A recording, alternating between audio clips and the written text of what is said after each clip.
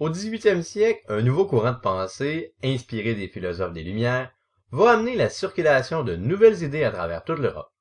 Il s'agit du libéralisme.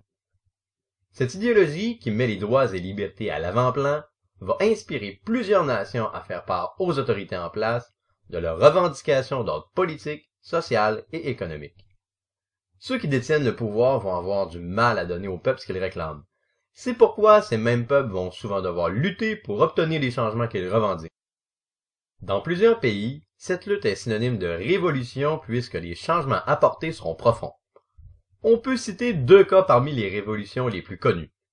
La Révolution américaine et la Révolution française. Ces deux révolutions ont en commun d'avoir été basées sur le libéralisme et serviront de modèle pour plusieurs autres dans le monde. Depuis le changement d'empire, différents groupes ont transmis les idées libérales dans la province de Québec.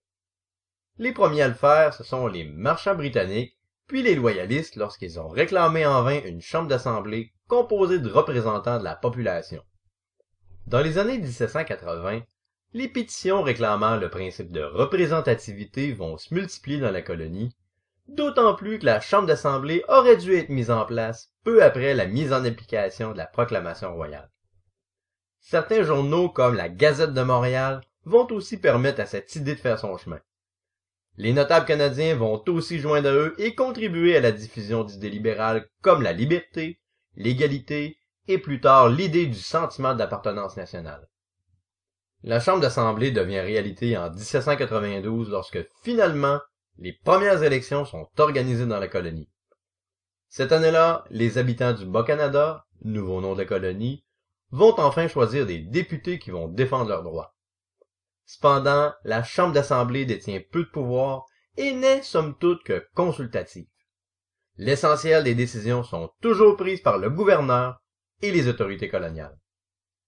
Par la suite, les Canadiens vont encore s'inspirer des idées libérales dans leurs revendications, notamment en demandant que la Chambre d'Assemblée détienne davantage de pouvoir. Dans cette optique, des députés vont fonder un journal francophone qu'on appellera le Journal Le Canadien.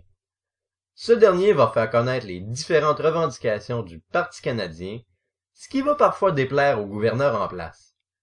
Pierre Bédard et François-Xavier Blanchette l'ont appris à leurs dépens quand ils ont été emprisonnés et ont vu leur journal être fermé après avoir critiqué le gouverneur dans une chanson. Dans les années 1830, Étienne Parent prendra la relève du journal en adoptant un ton de plus en plus revendicateur pour obtenir davantage de démocratie. D'autres publications, comme la Minerve, verront aussi le jour, toujours pour défendre les idées libérales.